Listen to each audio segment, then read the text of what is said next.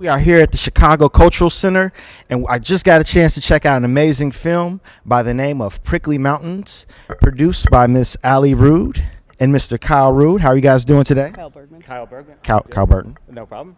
Allie, you want to start? Actually, she's the director of the film and Sure. producer. Yeah, Prickly Mountain in my design build life. So here with the Architecture Design Film Festival, final stop of their tour this year. Is it 2025 tour? And yeah, it's been just an absolute privilege to be able to show it to a sold out house, really engaged crowd. So I want to ask, what inspired creating a film like this? Because I felt like it inspired me, but what inspired you guys to just to piece it all together as such? Yeah, I grew up in this community, so it's deeply a personal documentary, and in some ways, kind of towards the end, realized maybe almost self-reflexive sort of documentary. I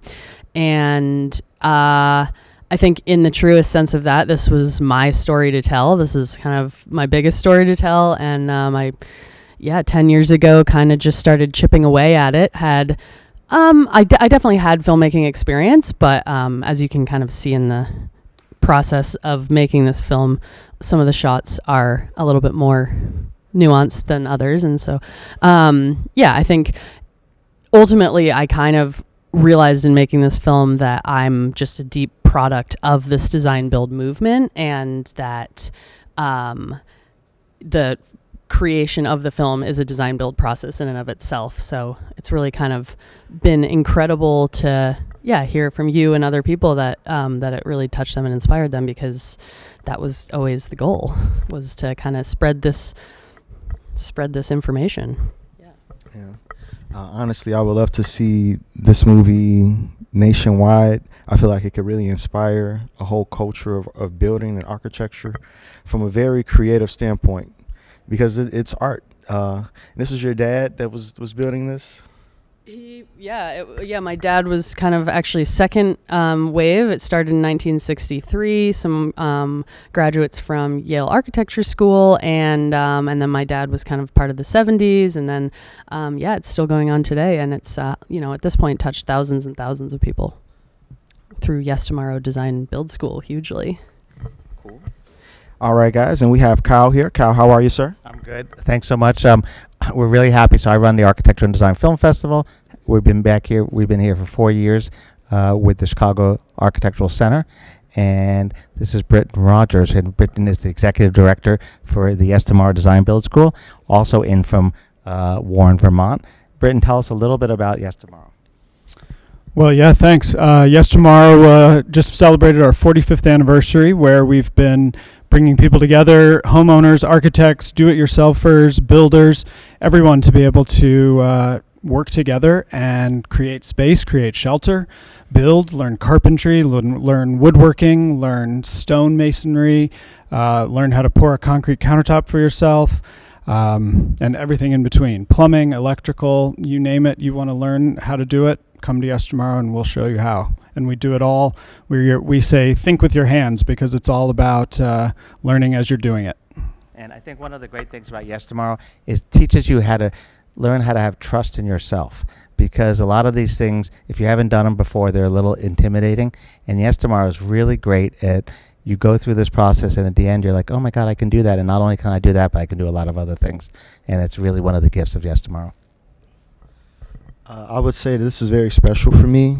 This is my 33rd year of being alive on this earth, and I was able to learn carpentry on my 33rd year, and of course electrical. So this is it's like a sign for me. It's groundbreaking. What do you have to say to encourage that next generation of booming carpenters who are just ready to get into the field? What inspiring comment or philosophy would you like to give to them? I would say learn by doing. Don't think about it too much. Just jump in there and try. You'll never know until you've tried it. And then, as Kyle just said, you'll feel so much better because you have a sense of accomplishment. And as the film was saying, even if you make a mistake, you'll be that much better the next time, and you'll learn from that. Well, guys, I want to thank you so much. Hopefully we can get a chance to have our viewers get in touch with you guys for Yes Tomorrow, as well as the Chicago Architecture and Design Film Festival. and you gotta check out Prickly Mountains. This is your story. Yeah. So you can find Yes Tomorrow. Is yestomorrow.org. My film you can find pricklymountainfilm.com, and Kyle with the Architecture Design Film Festival. adfilmfest.com. Thanks so much for Allie and Britton. Thanks so much for coming here. Thank you, guys. Have a wonderful day. Thank you for your time. Hi, I'm Curtis Hall. This is The Value Show. We are here at the Architecture and Design Film Festival here. I am here with David Rickkind, Dean of University of Colorado. Denver. Okay. College of Architecture and Planning. Nice to meet you. How are you loving Chicago so far? I love it here. We just got through viewing Building on the Edge. It's about some of his students, people from your going out to Antarctica and working wonders. I'll just say that much. How do you feel? How did you feel about their performance? Oh, I mean, immensely proud. I'm really proud of our faculty and our students for the work that they've done. Okay, great.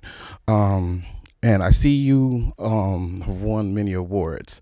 What made you want to get into architecture?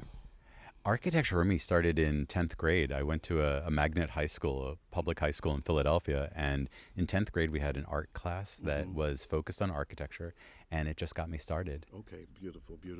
And it took you this far in life. Absolutely. You want everybody to share, and you found it's a dream and an honor to find people who share your vision in life. I've heard plenty of questions, some I was going to ask you prior to, but I didn't hear this one. What's your dream project? For me, a library, a public library. Yeah. It's something about education is really important to me. My dad was a librarian. My mom was a public school teacher. I also learned my love of literature and art and architecture and science, all of those things in institutions like libraries and museums. Buildings that have that public purpose, that service to society, are really meaningful to me. So, yeah. That would be my dream job, is designing a library. Designing a library, that's beautiful, man. And you say you had two parents that were pretty much in education. Awesome, which only makes sense with you, man. Let's see.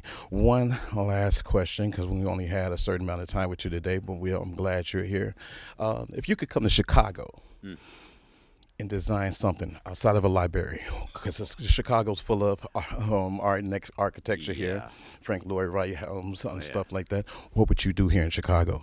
That is such a humbling question, because, I mean, this is the architecture city of the United States, and What could David touch here? I can't even imagine. I mean, so every time I come here, I'm lucky to be here with people who've never been here or never looked at architecture through the eyes of somebody who's trained in this world. And it's like visiting old friends when I look at these buildings. You know, Louis Sullivan, Mies van der Rohe. You mentioned Frank Lloyd Wright. It's an incredible environment to be in, and to see how Chicago keeps adding to that, like the work in Millennium Park and these really extraordinary public projects all over the city. I'm drawing an absolute blank as to what I could do to improve that in any way. I'm pretty sure it would be awesome. I'm pretty sure it would be something that people would come see. Definitely seeing your background and seeing how you have such a passion for architecture since the age of 10, as you said. Okay, so Wait, I'm sorry. Come on, we got it. I have an idea. If they are going to build a new stadium for the Bears, which I don't think is a good idea, because I love Soldier Field the way it is, all the mess and everything. As a football fan, someone who loves cities and the way that particular stadium fits within the urban plan of Chicago, that would be a dream job, is to design that. There you have it. He would love to put his little touch on Soldier Field. It wouldn't be a little touch; it'd be a big touch. It's just this guy here. I could tell he does big things. Anyway, thank you. I want to thank you for giving us time today. It's The Value Show. I'm Curtis Hall. This is Dean Rickkind. Thank you so much for coming out, man. Appreciate you. We just got through watching the movie Changing Lanes. To the left of me is Ben Wolf, who directed and produced this movie. It was a great movie. Mr. Ben Wolf, how you doing today? Very good. Happy to be here. Good. Mr. Wolf, I heard you say your inspiration to the movie is that you were a 30-year bicyclist yourself or whatnot? Yeah, I've been riding a bike in New York City for about the 30 years I've been there as a way to get around. I also drive in New York, and I also take trains and do everything, but I love bike cycling. It's a great way to get around. But sometimes it doesn't feel as safe as I would want it to feel, and so that's been my concern. And also, I'm somebody that travels a lot, so I see that in some cities, especially like in Europe, it's just much safer. Like, it feels safer, and objectively, the statistics say it is safer, and I'd like to have that here. Now, I gotta ask you because you said that was a passion. You're a passionate bike rider. What else are you passionate about outside of being a 30-year bicyclist that we may possibly get a project on? Well, I'd say I'm sort of consumed with politics more broadly, which I think my film touches on. I'm thinking about other movies, other ways to talk about politics.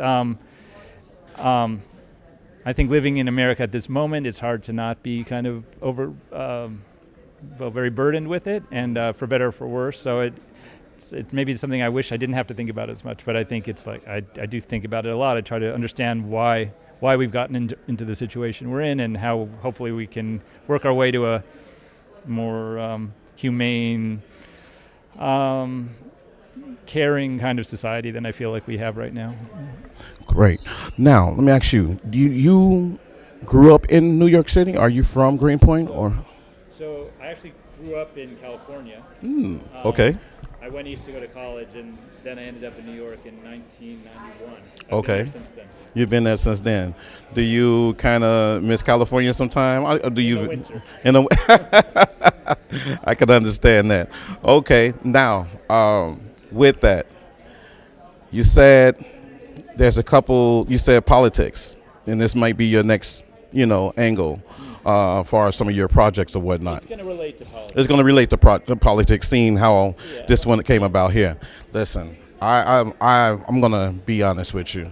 I didn't blink a lot watching this, and if you can get me to do that, seeing the things I'm into, and I'm into a lot of stuff, but I have an open mind about things.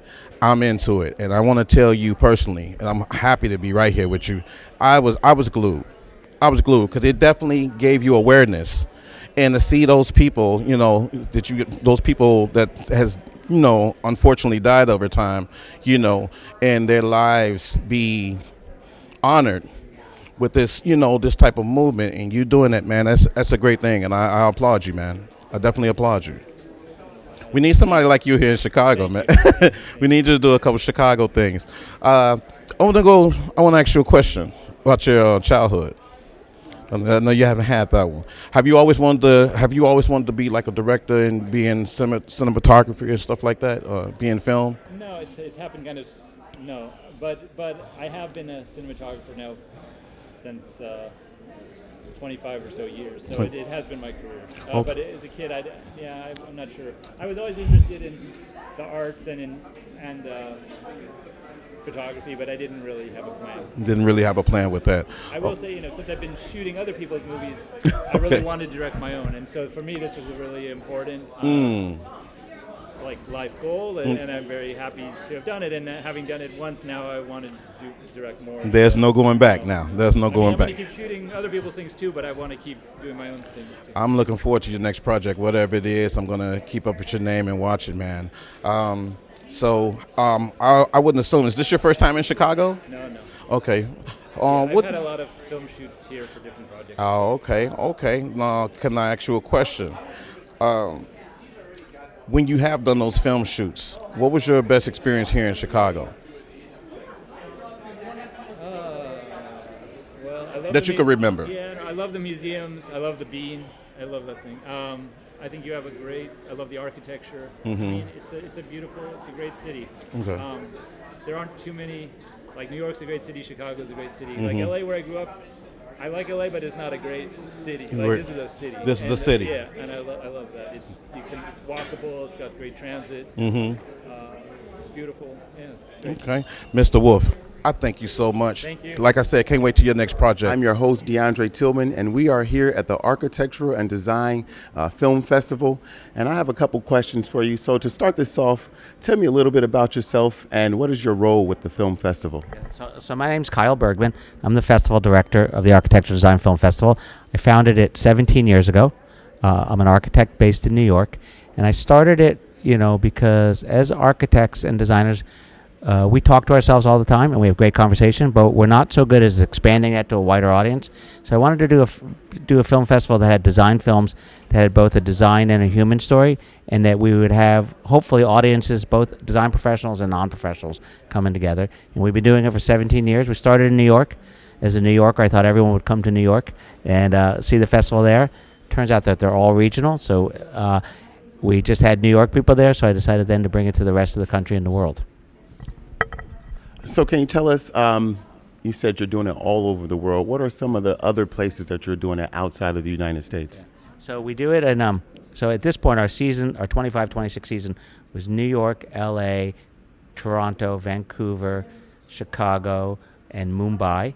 But we've done it in other years. We've done it in Cairo and Bulgaria and Bogota and Mexico City and Athens. So we've done in Seoul, Korea. So we've done different places for a year or two at different times. Now, what inspired you to start this film festival? So I'm an architect, but I love film and I love storytelling. And I had thought about it for a long time. I started thinking about it in about 2000. And by 2008 or 9, I had to either stop thinking about it or do it. And so we launched our first one in 2019. And I thought it was just going to be one and done. And then it was kind of fun. And then another one came up. And so now at this point, we're the largest festival dedicated to the creative spirit of architecture and design. And we get about 350 films submitted each year from all over the world. And we select about 15 or 20, depending on the season. Well, that's amazing. So you said you started this in 2000. What changes have you seen in the industry from the year 2000 to current date with all the technology and things that are happening in the world? So that's a great question. So I started thinking about it in 2000, but the first year with 2009. And I think it's interesting. There's kind of been with more and more, well, the technology has gotten a place where it's easier to make films now than it used to be, because we can film. We have great cameras, even iPhones, amazing cameras. Everyone has editing opportunities. So there's kind of been a democratization of making films, and I think there's been more and more documentaries made, in the last 15 or 20 years than before, because it's more accessible. And I also think the word, like when we first started, documentary was kind of like a dirty word, and we'd never called it because it was like, oh, that's going to be boring or awful. But now people want documentaries, and documentaries is like a cool word. So those kind of changes I think have happened. And there's more and more, because of our festival and other festivals around the world that are focused on design, there's more and more design films being made. Now, you said there's, I think, 300 submissions that come to you. What are some of the criteria that you look for when you select the films? Yeah. So, great question. So we're really interested in films that have both a design story and a human story.